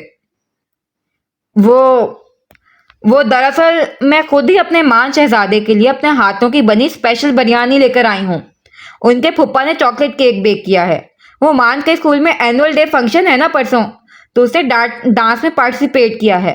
रात उसने फोन पर बताया तो हम अचानक आ धमके। हमारे घर में दाखिल होने तक रिमशा भी हमारी आमद से लाइल्म थी। आपा बोलने पर आई तो तेज तेज बोलती चली गईं, ये सोचे बगैर कि उससे मुकाबिल के दिमाग में कुल बुलाए शक के कीड़ों की तादाद बढ़ सकती है, और बड़े भी क्यों ना। सवाल गंदुम, जवाब चना था। आपा, मैंने तो सिर्फ यही पूछा कि आपके मेजबान के अंदाजे मेजबानी कैसी थी। आप तो। पानी का गिलास उठाकर आपा को थमाता कसरत जुमला अधूरा छोड़ उसने बारी बारी बकिया चारों को देखा था, और फौरन सब साबका कामों में ये जा वो जा हो गए। आखिर उनके दिल में चोट जो था, वहां सिवाय आशिर के वो लोग सभी जानते थे वो किस लिए, बल्कि क्या सेलिब्रेट करने यूं एहतमाम से इकट्ठे हुए हैं। लेकिन आशिर भी आशिर था, बला का काया। आंखें सुकेड़कर वकील साहिबा को घूरने लगा, जिनके चेहरे और पर दर्द पर रात छुपाए चांद को शर्माती आंखों की तापनाकियों से पहले ही खटक चुकी थी। आपा जवाब नहीं दिया। इतनी आसानी से बात जाने देने वाला नहीं था वो। आखिर दूध का जाला था, छाछ तो फूक फूक कर ही पीना था। आशिर क्या आते ही थर्ड डिग्री मुजरिम की तरह तफ्तीश करने बैठ गए हो? आपा ने बवक झड़का। और ये क्या हालत बना ली है अपनी? देखो आंखों के नीचे हल्के किस तरह वाजे हो रहे हैं। अब भी तुम अपनी सेहत पर ध्यान नहीं देते ना? आपा ने उल्टा ही लताड़ डाला था। जी खैर से आप जो इतनी अच्छी सुगढ़ निगरान मेरे लिए मुकर्रर कर गई थी, मुझे क्या जरूरत? रिमशा की तरफ इशारा करता है वो बनावटी ममनूनियत से बोला। आशिर, उसकी शरारत समझ आपा ने सरजनीशी अंदाज में घिरका। अरे आपा, मैं तो ये कह रहा था कि आपके मुकर्रर करदा निगरान मेरा बहुत ख्याल रखती है, और बिरयानी बिरयानी तो अब मैं भूल ही गया हूँ। याद है तो बस इनकी स्पेशल स्पेशल डिश शाही कड़ी चावल। बड़ी महारत से बात घुमाकर उसने रिमशा को गिरफ्त में लिया था। शाही कड़ी चावल? सबने कोर्स में दोहराकर अचंभे से रिमशा को देखा। उनके पास सही इतला थी कि अपने दलाइल से लोगों को कायल कर देने वाली वकील साहिबा किचन को अपने हुनर से कायल करने की सलाहियत नहीं रखती हैं। जी, शाही कड़ी चावल बड़े कमाल के बनाती हैं ये। खाने वाला उंगली तो क्या चमचा चबा जाए। क्यों वकील साहिबा, आप आपा लोगों को अपने हाथों के जायके से मुतारिफ नहीं कराएंगी? और यकीन करें ये लोग दिल खोलकर तारीफ करेंगे आपके काविश की। मेरी तरह कंजूसी कतई नहीं करेंगे। आंखों में महसूस कन तासुरात पहना किए वो संजीदगी से कह रहा था कि बाकी सब तो बाकी सब। सुफियान तक को यकीन करना पड़ा। रिमशा, तुम्हें कुकिंग आती है? आपा की तहरीर सदा सवाल पर रिमशा जबरन मुस्कुराई, वरना इसका दिल उस गब्बर सिंह का कुछ कर देने को कर रहा था। क्या आपा, आपको अपने भाई की जुबान का एतबार नहीं है? आशिर नाराज हुआ। नहीं मतलब, रिमशा यहाँ रही नहीं है, और फिर इनके घर कुक वगैरह तो। आपा उसके लफ्जों के जाल में पूरी तरह फंस गई थी। लेकिन ये वकील साहिबा है ना, नामुमकिन को मुमकिन करने की खुदादाद सलाहियत है इनके अंदर, और आज आप लोग इनकी सलाहियत का लोहा मान लेंगे इनके हाथों के बने कड़ी चावल खाकर। आशिर उसे मुंह खोलने का मौका दिए बगैर मामला मुकम्मल अपने फेवर में कर गया, तो फीकी हंसी के साथ बस सर हिलाने पर ही उसका बस चला। चौंका लंच में आपा की बिरयानी ने चलना था, तो ये तय पाया कि रिमशा की इज्जत का जनाजा मतलब शाही कड़ी चावल रात में पेशे तनाबुल फरमाया जाएगा। इसके बाद मरता क्या ना करता के मुस्ताक रिमशा कड़ी चावल में उलझी आशिर को कोस रही थी।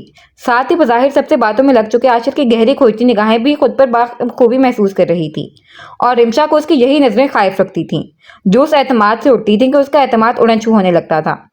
पता नहीं ये शख्स अपनी कंपनी में क्या जॉब कर रहा था। इंटेलिजेंस या इंटेरोगेट डिपार्टमेंट में जाता तो बहुत तरक्की करता। वो दिल ही दिल में कुड़कर सोचती कजिन आरू की तरफ मुतवज्जे हुई। अब अगला सीन। लंच के बाद अपने आराम के घर से अपने अपने आरामगाह का रुख किया, लेकिन कुछ ही देर में मान साहब सबको उठाकर हॉल में ले आए, क्योंकि जनाब माइकल जैक्सन के जानशीन को पूरी फीलिंग चाहिए थी, स्टार परफॉर्मर वाली, जिसके लिए मुकम्मल सेटअप जरूरी था, जिसका एहतमाम सुफियान ने चुटकियों में कर दिया। घर से साउंड सिस्टम वो ला चुका था। खिड़कियों पर भारी पर्दे गिराकर सिर्फ मशरकी दीवार की जानिब कालीन को फ्लोर तस्वुर कर उसी सिमत की लाइट्स ऑन करके बाकी कमरा डिम रहने दिया। साथ खुद को बतौर कोरियोग्राफर और बच्चों को बैक डांसर मुतारिफ करा था। बकिया सोफे पर नशीद संभाल चुके लोग बिला शुबा ऑडियंस के फराइज पर अंजाम दे रहे थे। रिमशा सबके लिए कॉफी बना लाई तो मजा और दुबाला हो गया। सभी पूरी तरह अपने किरदार में घुस चुके थे। सुफियान हाथ में कॉफी मग लिए मान को स्टेप समझा रहा था। बैक डांसर्स यानी आरू नवाल समन मान के साथ फुल कॉपरेट कर रहे थे। मोमिन साहब भी पेश थे, लेकिन उनका मामला जरा मुअम्मा बना हुआ था कि वो ऑडियंस है या डांसर, क्योंकि जनाब बैक वक्त ताली और स्टेप दोनों कर रहे थे।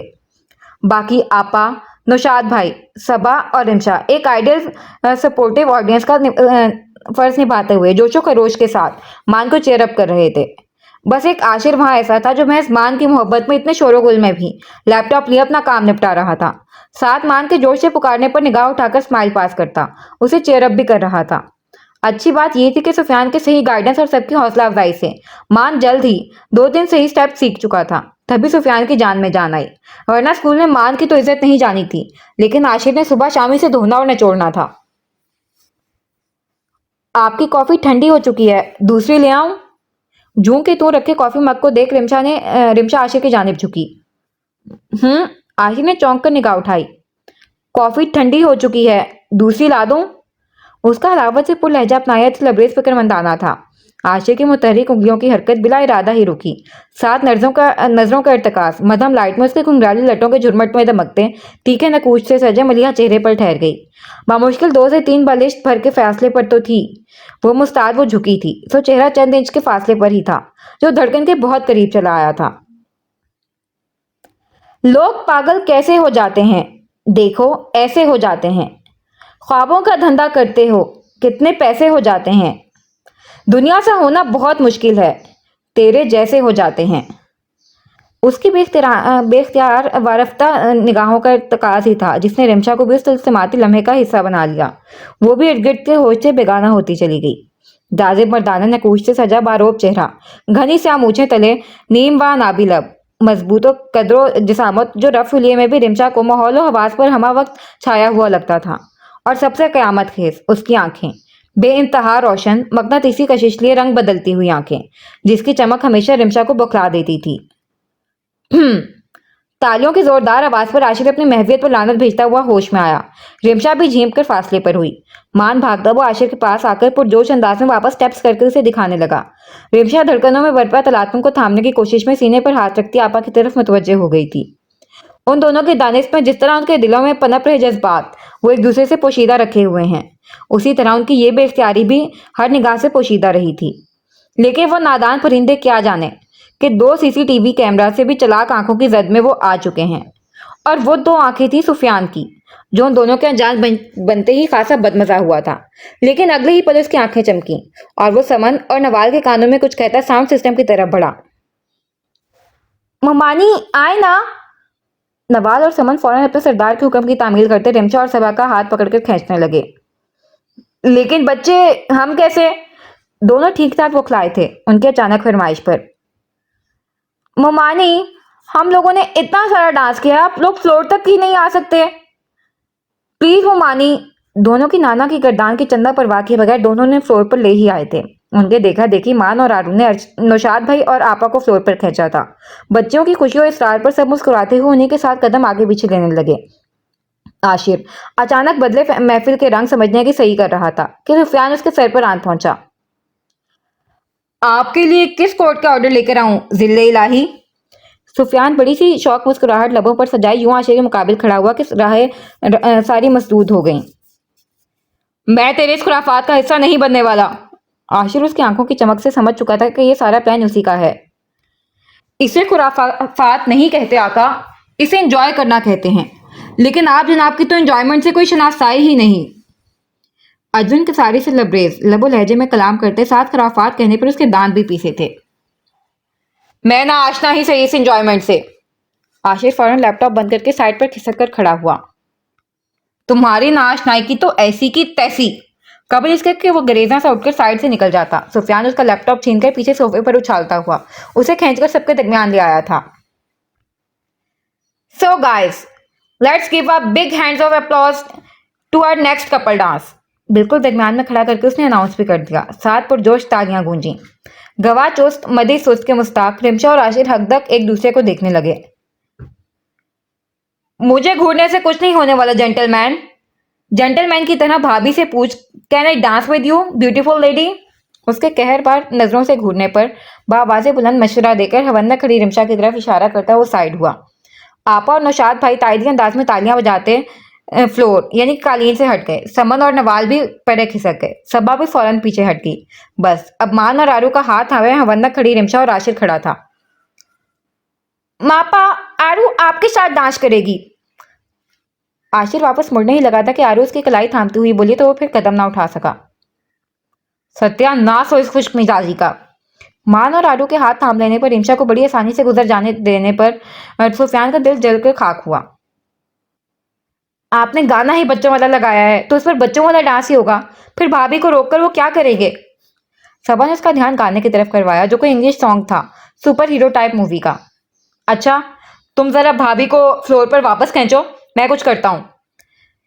सुफियान बोलकर साउंड सिस्टम से कनेक्टेड लैपटॉप की तरफ बढ़ा और वो अर्जेंट नोटिस पर मौके की मुनासबत से मौजूद सॉन्ग लगाकर मुड़ा तो फ्लोर पर रिमशा का इजाफा हो चुका था और वो मान और आरू का दूसरा हाथ थामे खड़ी थी, जबकि बैकग्राउंड में सोनू निगम की खूबसूरत आवाज में दिल को छू लेने वाली लिरिक्स माहौल में समा बांध रही थी, जिसका वो दोनों रोमांस के फुकदान कपल पूरी तरह सत्यानाश मार रहे थे। पहली पहली बार बलिए दिल गया हार बलिए, कसम खुदा की ये लोग मेरे दिल का खून कर रहे हैं।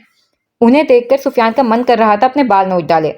मजीद चंद सेकंड गुजरने पर सुफियान का जवाब दे गया तो वो दंदनाता हुआ दोनों के पास पहुंचा। ओ भाई, हादसाती तौर पर यह हमारी साजिश के तहत ही सही, लेकिन हो तो खैर से दोनों कपल ही ना, और लगते भी ठीक ठाको साथ। वाज़ेह अल्फाज में भाभी ठीक लगती हैं, तुम यहाँ बस ठाक ही लगते हो।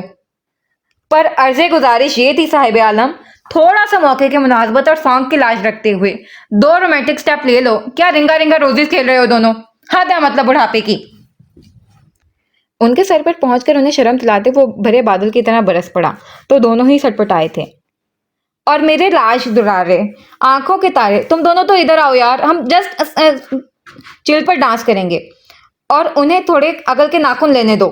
दोनों बच्चों को अपनी तरफ करते उसने खुद रिमशा का हाथ पकड़कर आशिर के हाथ में रखा। रिमशा बेतरह झिझक कर पीछे हटी, लेकिन दानिश में आशिर की उसके मरमरी उंगलियों पर गिरफ्त पड़ गई थी। आशिर, रिमशा, खबरदार जो तुम लोग नीचे आए तो। आपा ने कबल इस वक्त रख्त अंदाज में वार्न किया तो वो दिल महसूस कर रह गए। म्यूजिक वापस स्टार्ट हुआ तो एक मध्यम लाइट के अलावा सारी लाइट्स ऑफ कर दी गईं। मध्यम लाइट, खूबसूरत म्यूजिक, माहौल अचानक खौफनाक और रोमांवी हो गया था। साथ सबका पुरजोर इसरार और खुद एक दूसरे की सिमत हमक रहे दिल की भरपूर हिमायत पर वो दोनों फसलों में बंधे एक दूसरे की सिमत पेशकदमी करते जरा करीब आए। अभी माहौल का असर पूरी तरह उन पर असरअंदाज भी नहीं हुआ था कि सुफियान के इतनी जद्दोजहद का कोई खुशकुन नतीजा सामने आता और चारों जानिब से घेरे गए पंछी कुछ करते। मोमिन साहब ने बाल्टी के हिसाब से पानी फेर दिया था, डेक बटन ऑफ करके। गनगनाता पुरफसू माहौल यकायक शांत हुआ। वो दोनों फौरन से बेशतर जान बची तो लाखों पाए के मुस्ताक अलग होते फ्लोर से नीचे आते एक दूसरे से खासा फासले पर खड़े हो गए। सुफियान समेत सभी ने सख्त भरम नजरों से दोनों की फुर्ती मुलाहिजा की। हमें घूरने की जरूरत नहीं है, हम कोई बच्चे नहीं हैं फजूल चीजों में इंटरेस्ट लें। अफसोस के साथ ये बात सिर्फ हमारे समझदार यानी सुफियान साहब के 1.5 साल इजाद को ही आई है। खुद को बड़ी जिम्मा साबित करते हुए जिम्मेदार आशी ने मोमी की तरफ इशारा किया जो जनाब 4 दांतों को बाहर निकाले साउंड सिस्टम को उठाए चले आ रहे थे। वैसे मानना पड़ेगा कोरियोग्राफर साहब आपकी इजाद को। सुफियान के सदमा ज़्यादा तासुरात से हंस उठाता वो बमुश्किल उमड़ आए कहका दबाता सोफे से लैपटॉप उठाकर खिसक गया था। पीछे सुफियान जलता बुलता रह गया। अपनी इजाद को वो कह भी क्या सकता था। अब अगला सीन। आप जनाब जरा किचन में तशरीफ लाएं। वो मगरिब की नमाज से वापसी पर रूम का रुख करने ही लगा था कि किचन से किर्ची समेत झांसी की रानी संजीदा तेवरली नमदार हुई। खैरियत? आशिर को जनाबा के तेवर और इरादे दोनों ही खासे खतरनाक लगे। जी बिल्कुल खैरियत, बस आपने जो रायता फैलाया है उसे समेटने के लिए आप जनाब की खिदमत दरकार है। वो उसी संजीदगी और शाइस्तगी का उम्दा इम्तिजाज लिए मुखातिब थी। आशिर को अब शिद्दत से गड़बड़ का एहसास हुआ। पर मैंने तो वहां से क्या परवर कर रहे हैं, आए अंदर। आशिर के बकिया अल्फाज लबों पर ही दम तोड़ गए जब वो खुद बाहर निकलकर उसकी मजबूत कलाई पूरी दीदा दलेरी से अपने गिरफ्त में लेती खींचती हुई सीधा जाकर काउंटर पर रुकी जहां कड़ी चावल के लिए दरकार तमाम अज्जा को देकर आशिर की 2 भेद फौरन दौड़ हुई। ये लें एप्रन और शाबाश शुरू हो जाएं। फिर साइड से एप्रन खोलकर उसकी सिमत बढ़ाती वो हुक्मी अंदाज में बोली तो हस्बे आदत मोहतरमा के एतमाद पर आशिर के अब्रू शूट हुए। किस लिए शुरू हो जाऊं? गालबन आपकी यादाश्त से महव हो गया कि सुबह के 11 बजे आपने सोकर उठते ही मेरी कुकिंग स्किल्स पर कसीदा गोई की थी। उसी सिलसिले को बढ़ाते हुए अब मेरी शान में आपने अपने माहिर हाथों का कमाल दिखाते हुए 4 चांद लगाना है। वो बड़े ही जले भुने अंदाज में याद दहानी कराती हुई बोली। आशिर जाहिर किए बगैर दिल ही दिल में उसकी जली कटी से महजूज हुआ था। लेकिन मुझे बहुत अच्छे से याद है कि मेरी कसीदा गोई के बस चंद पल कबल आपने बड़े धाक से एतराफ़ किया था कि ये आपके मेहमान हैं, सो असूलन उनकी मेहमानदारी आपके ज़िम्मे है। मैं क्यों खामखा ख्वार हूँ? सीने पर बाजू लपेटता वो साफ दामन झाड़ गया तो रिमचा तजब्जुब का शिकार हुई। लेकिन आपसे किसने कहा था कड़ी चावल का जिक्र छेड़ने के लिए? उसे मदद के लिए मादा ना देख रिमचा रोहानसी हुई। तो आप फौरन मेरे बयान की तरदीद कर देती। नजर उसके सरासीमा नकूश पर गाड़े वो तमानियत से बोला जैसे ये इतना ही आसान हो। हाँ, ताकि आपको मौका मिले से राजा था चटखारे ले लेकर मेरी कड़ी चावल की कहानी बयान करने का। वो कलस कर बोली। हाँ तो अब आपके पास मौका है, साबित कर दें खुद को। शाने चकाते उसका इत्मीनान काबिल दीद था। आप एक नंबर के बेमुरवत और सेल्फिश इंसान हैं। वो उसके साफ हरी झंडी दिखाने पर बीचों ताप खाने लगी। तारीफ का शुक्रिया। वो इनकसारी से सर कम देकर बोला। आप उंगली उठाकर कमो गुस्से की शिद्दत से वो पूरी काम गई लेकिन लफ्ज अदा ना कर पाई। आशिर दाएं जानिब चेहरा घुमाकर हंस दिया जिस पर रिमशा बेबसी से कुछ और तिलमिला उठी। मुकाबले सादा भारी डेलो डोल फराक पेशानी और ज़हीन आंखों का मालिक ये पुरकशिश शख्स बड़ा ही कोई शातिर चालाक इंसान था। उसे चारे जानिब से फंसाकर अब उसकी हालत से हज उठा रहा था। ऐसे तो उसने कभी मुजरिमों को भी नहीं घेरा था जैसे ये शख्स उसे घेरता था। मतलब अब आप मेरी हेल्प नहीं करेंगे? लंबी सांस खींचकर वो खुद को कंपोज करती संजीदगी से मुस्तफसिर हुई। मैंने साफ तो ऐसा नहीं कहा। चौंका मैं एक नंबर का बेमुरवत और सेल्फिश इंसान हूं तो मुफ्त में मदद करना मेरा मतलब ही फितरत के खिलाफ होगा। वो अब उसी के अल्फाज उसे लौटा रहा था। फिर वो जैसे अपना जब्त आजमा रही थी। फिर डील करते हैं। पीछे स्लैब से कमर टिकाकर वो इत्मीनान से बोला। फाइन, ठीक है, सो आप मेरी मदद कर दें, बदले में मैं आपको 5,000 देती हूँ। वो तुरंत पुरकशिश ऑफर लिए राजी हुई। 5,000? आशिर की पोजीशन में कोई फर्क नहीं आया, बस आंखें जरा सुकड़ी। एक अमीर बाप की बेटी के लिए कड़ी चावल पर 5,000 क्या, 50,000 की ऑफर भी मामूली सी थी। लेकिन अगला लम्हा उसकी सोच उलट गया। जी, फटाफट से जो आपके पास मेरे 50,000 है वो मेरी हथेली पर रखें ताकि मैं आपको 5,000 उसमें से दे दूं और हम काम शुरू करें। हथेली आगे करती वो मुजलतन बोली तो आपके सदमे से मुंह खुलने की बारी आशिर की थी। मुंह नहीं, वॉलेट खोलें। वो उसी तेजी से तकाजा कर रही थी। कौन से 50,000 मोहतरमा, आप होश में तो हैं? उसके पूर्वसूख अंदाज पर तहय्युर से आशिर की आवाज फटी। हक महर के 50,000 और कौन से? आम तौर पर लड़कियों को निकाह के ऐन बाद ही मिल जाते हैं लेकिन आप लेट लतीफ हैं जो अब 3 महीने को होने को आए हैं, दे ही नहीं रहे। वो सख्त शाकी लहजे में बोल रही थी और आशिर के मुतहैयर तासुरात तेजी से बदल रहे थे। दूसरी तरफ अपना मुतालबे के जवाब में आशिर की खामोशी से वो फरफर जुबान चला रही थी कि आशिर ने यकायक उसके हवा में हिलती कलाई को थाम कर अपनी जानिब खींचा और कबल इसके वो कुछ समझती उसे स्लैब से लगाता दोनों कलाई पश्त पर लगाकर काबू कर फरार के सारे रास्तों के साथ उसके हवास भी सलब कर गया। लेट लतीफ तो मैं वाकई हूँ, हक महर देने में भी और अपना हक लेने में भी। हवास वागता रिमशा की समात उसकी गंभीर जुबानी आवाज सिरसराई और रहे सहे आसान भी खता हो गए।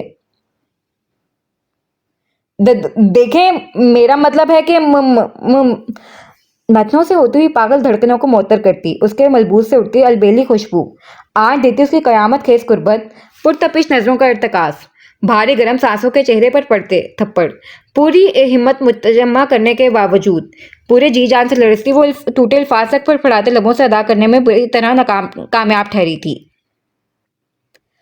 आपके मुतालबा मकासद की जामा तफसील पूरी तसल्ली से सुनने के लिए बंदा नाचीज हमतन गोश है वकील साहिबा। आप गुलपोशी करें, बंदे का हर रुआ हर अजू समात है आपके मुकाबिल।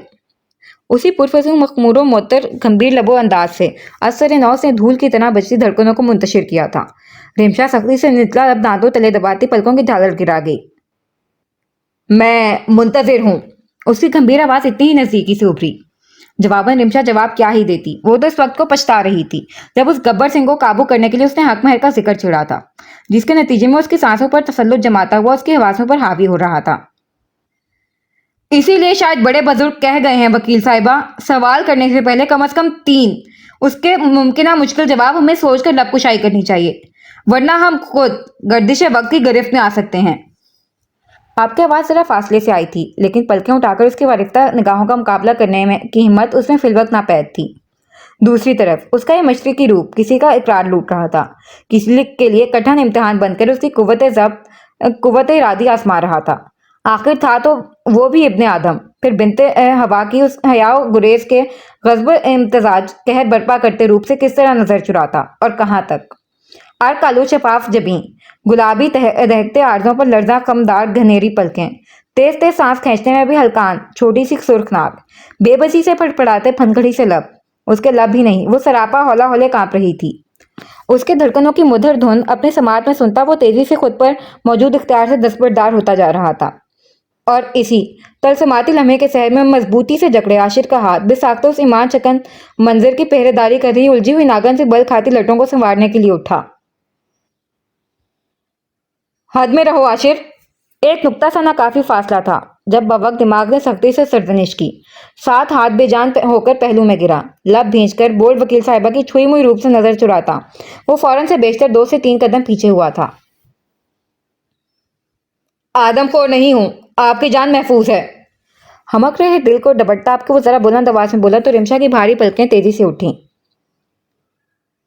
मेरी खामोशी है मुसलसल को एक मुसलसल गिला समझ लीजिए। आपसे मैंने जो कभी नहीं कहा उसको मेरा कहा समझ लीजिए। वो कदरे फासले पर सीने पर बाजू बांधे अपनी संजीदा आंखों में कुछ नए रंग, कुछ तशनगी, कुछ उलझने, कुछ खुद साख्ता हदबंदियों के बेबसी लिए लब बाहम पैवस किए खड़ा था। वो फौरन उन मकनातीसी निगाहों की लपक से दामन झटकती वहां से हटकर टेबल की तरफ बढ़ी। आशिर भी सर झटककर सिंक की तरफ घूमा। ये इश्क व मोहब्बत की भी रिवायत अजीब है, पाना भी नहीं है उसे, खोना भी नहीं है। और दरमियान एक मानी खेज खामोशी हायल हुई जो दोनों को अपनी ही जगह कंफ्यूज कर रही थी। दरमियान कुछ ना होकर भी वो लोग निगाह यूं चुरा रहे थे जैसे कोई संगीन जुर्म सरदर्द हो गया हो। आशिफ जेरे लब बड़बड़ाता खुद को मलामत कर रहा था कि उसने कड़ी चावल का शगुफा छोड़ा ही क्यों, क्योंकि दूसरी तरफ बार बार खुश लबों पर जुबान फेरती हलक तर कर रही रिमशा चाकू पर गिरफ्त मजबूत किए कोशिश में हलकान थी, जो मखरूती उंगलियों की लर्जिश की वजह से मुमकिन न हो पा रहा था। दोनों ही बेइंतहा बोल्ड थे, लेकिन इस लम्हे दोनों ही अजद कंफ्यूजन का शिकार हो रहे थे। मेरा ख्याल है डिनर हम बाहर कर लेते हैं। गला खनकार कर आखिर आशिर से खामोशी की चादर चाक हुई। जी। वो ना समझी के तासुरात लिए मुड़ी। मैं कह रहा हूँ डिनर बाहर कर लेते हैं, बहुत दिन हो गए बच्चों के साथ बाहर गए हुए। वो खुद को अच्छी तरह कंपोज करके बोला। जवाबन इनकार के लिए लब वाह करती रिमशा इस बात में सर हिला गई। इस वक्त उनके लिए यही बेहतर था कि कुछ देर पहले की बेख्तियारी का सर जायल करने के लिए एक दूसरे की निगाहों से गायब हो जाएं।